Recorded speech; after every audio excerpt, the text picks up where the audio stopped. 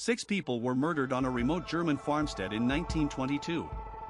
The killer stayed in the house for days afterward.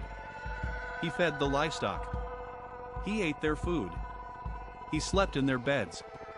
And when the bodies were finally discovered, the police found something that still has investigators arguing 100 years later: footprints in the snow leading to the farm, but none leading away.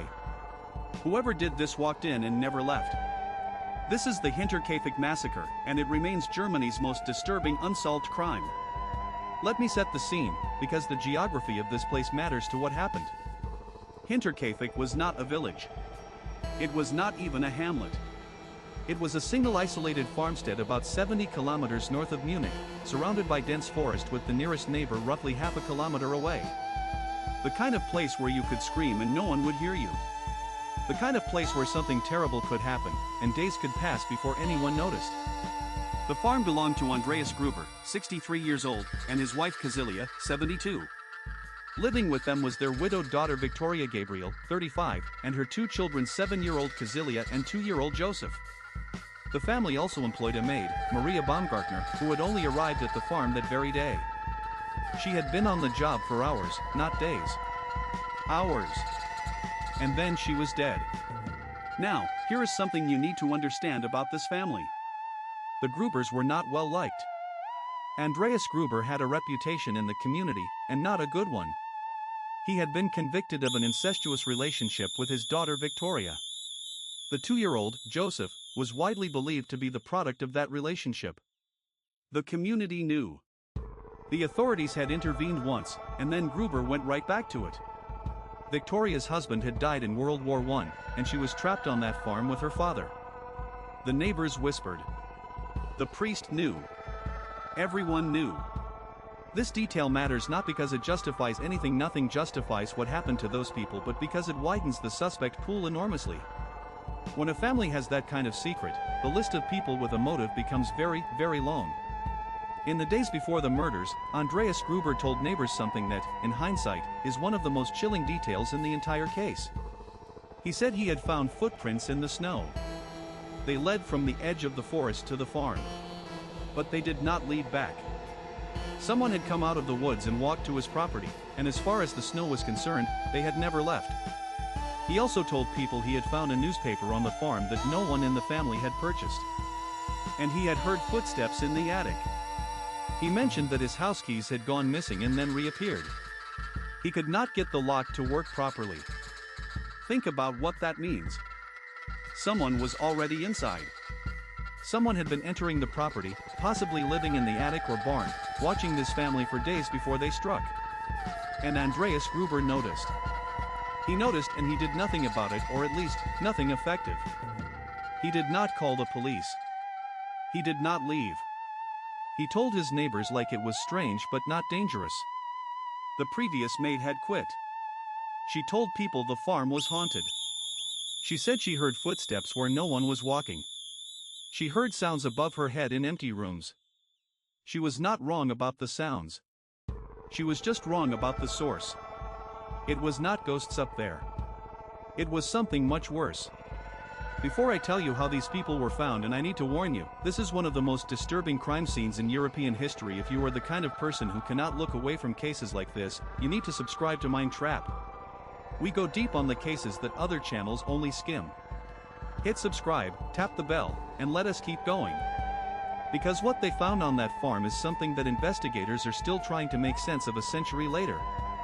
On April 4, 1922, 4 days after the murders are believed to have occurred, neighbors became suspicious.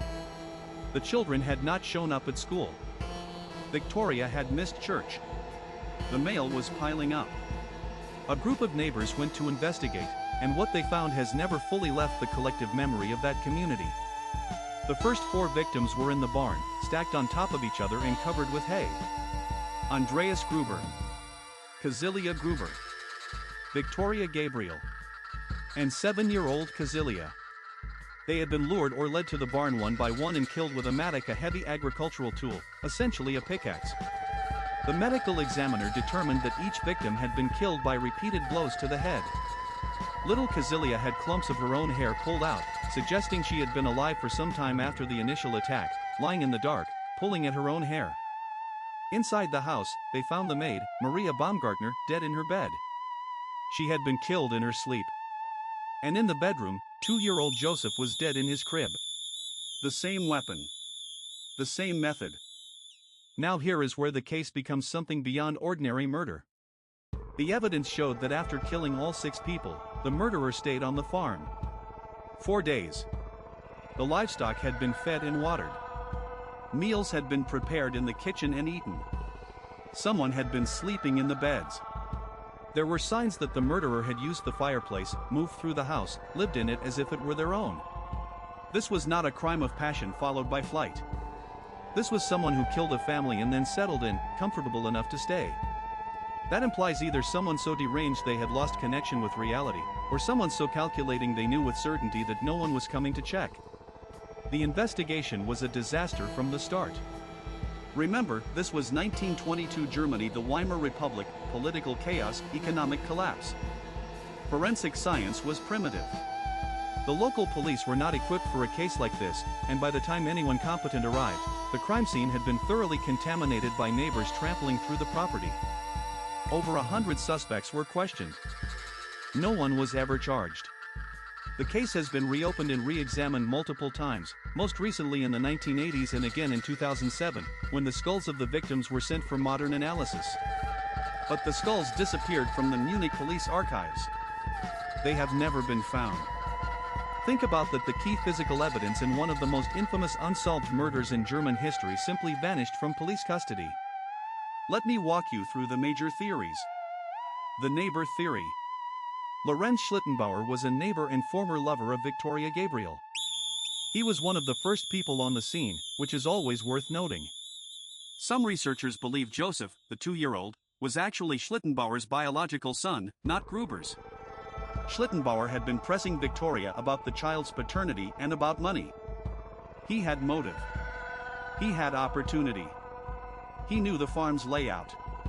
And his behavior during the discovery, witnesses said he went straight to the barn as if he already knew what was in there was suspicious. However, no physical evidence was ever found linking him to the crime. The vagrant or drifter theory. This is the one that explains the footprints and the attic sounds. Someone, a homeless person, a vagrant, a wanderer, found the empty spaces in the farm and moved in. They lived in the rafters or the barn loft, watching the family, growing bolder. And then one night, they struck. It explains the newspaper, the missing keys, the sense of being watched. It does not explain the methodical nature of the killings or the calm behavior afterward. The robbery theory. A large sum of money that Andreas Gruber was known to keep in the house was never found. Someone may have known about the cash, planned the robbery, and killed the family to eliminate witnesses.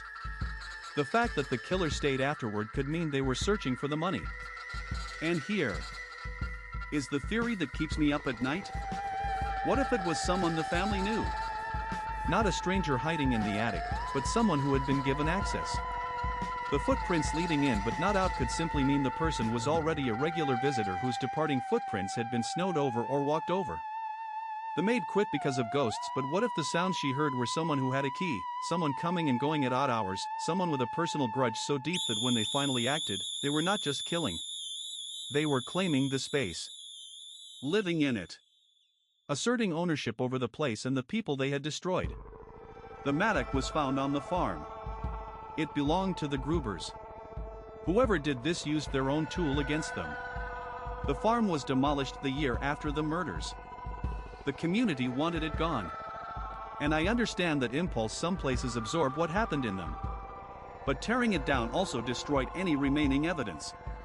In 1986, students at the Bavarian Police Academy took on the case as a training exercise.